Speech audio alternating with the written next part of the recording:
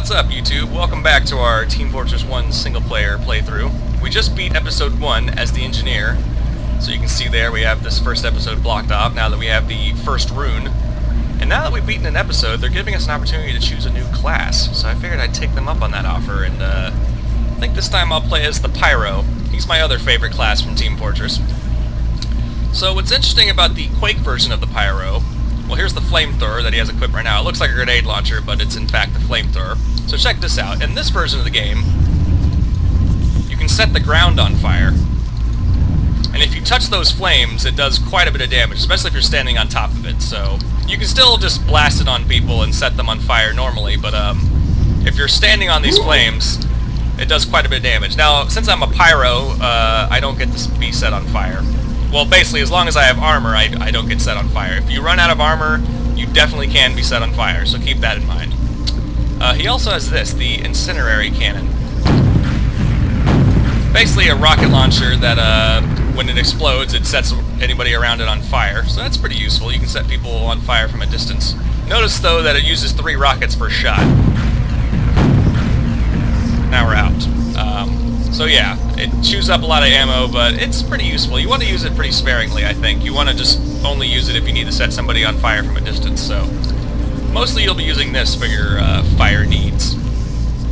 He also has some special grenades. Here's the napalm grenade. When this thing explodes, it throws fire everywhere, just like when you set the ground on fire. So yeah, that's a great way to set up a huge fire trap if you need to. He also, of course, has regular grenades, as you might expect. He only has 1, though, so you really have to keep that in mind. You have to find rockets somewhere if you want to get another grenade. But I think he has more than 1. Yeah, he has more than 1 napalm grenade. He has 3. 4. Okay, he has 4 napalm grenades. That's pretty damn useful. Damn, look at that. That is madness. That'll kick anyone's ass, basically. So yeah, we're going to go through Episode 2 as the Pyro this time around.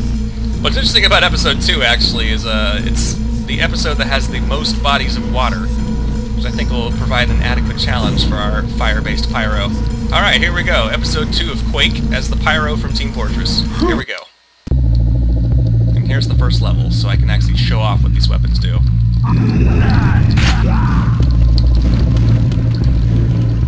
This guy escaped my trap.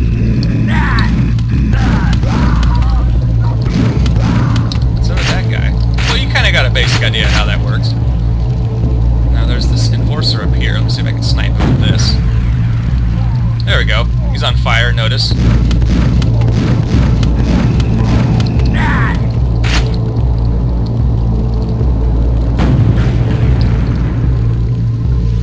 I know there was a guard. Well.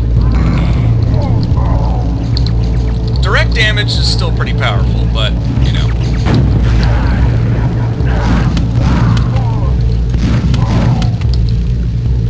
Of course, these guys drop cells, which powers our flamethrower.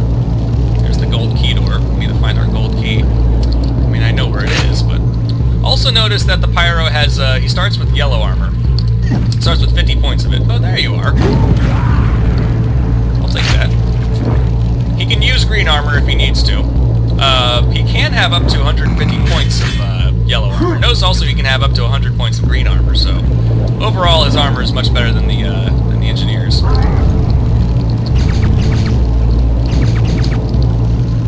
Come on over here. Come on. Ah, they're being smart about it. I'm surprised. There we go.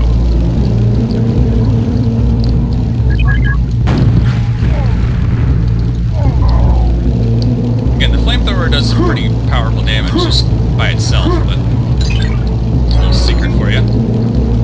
Alright, we got the yellow key, so moving on.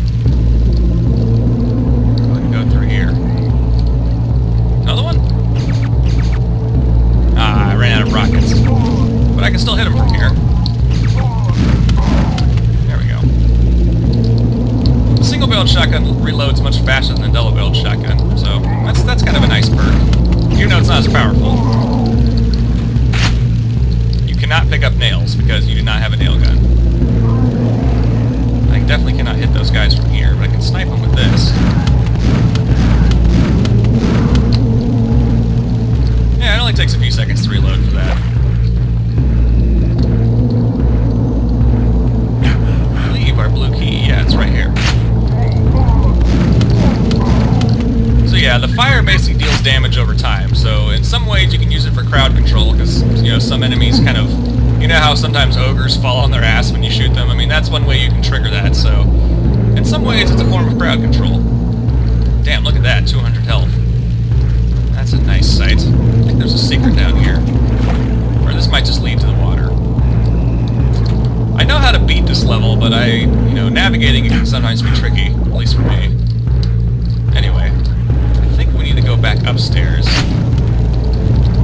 the yellow key kind of area.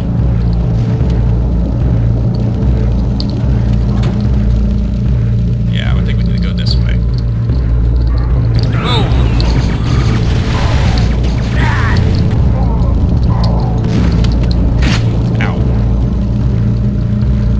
Again, keep in mind, if you run out of armor, you can be set on fire. So, just always remember that when you're playing as a pyro.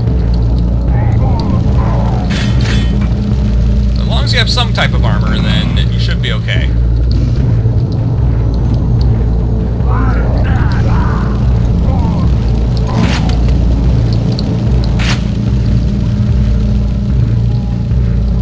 Alright, here's our exit area.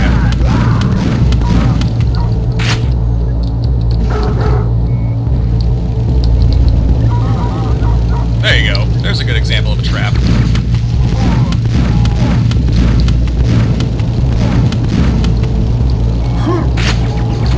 There's a secret here, yeah. Oh, quad damage. I'll show you what quad damage flamethrower looks like. I mean, you pretty much insta-kill things. I don't know if the quad applies to the fire on the ground, but it definitely applies to the fire that's coming out of the flamethrower itself. I know that much, at least.